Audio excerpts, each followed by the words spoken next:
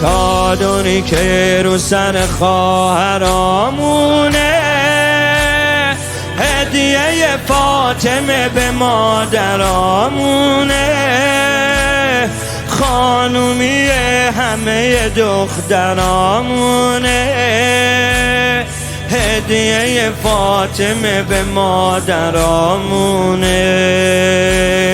چادر بهشت رو سر فرشته‌های دنیا، بهترین وسیله است برای شادی دل زهرا، بهترین وسیله است برای شادی دل زهرا.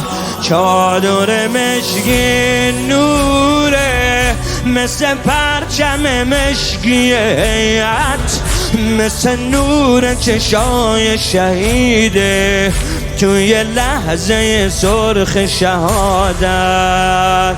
فاطمه جان قسم به پاکی تو، بیرق ما چادر خاکی تو، بیرق ما چادر خاکی تو. فاطمه جان قسم به پاکی تو، بیرق ما چادر خاکی تو، بیرق ما چادر خاکی تو. کاشکی به فاطمه دلا رو بسپاریم، زندگیامونو بهش بدهکاریم، حرمت این امانتو نگه داریم، حرمت این امانتو نگه داریم.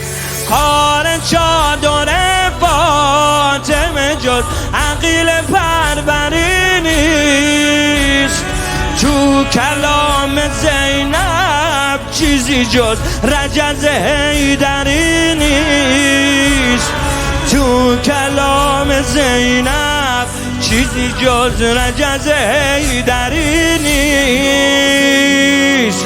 دختر زهرا باید ناامید کنه دشمن دینو، روی قله دنیا بکوبه پرچم امیرالمومنین. و زینبیو قسم به پاکی تو، بیرق ما چادر خاکی تو، بیرق ما چادر خاکی تو.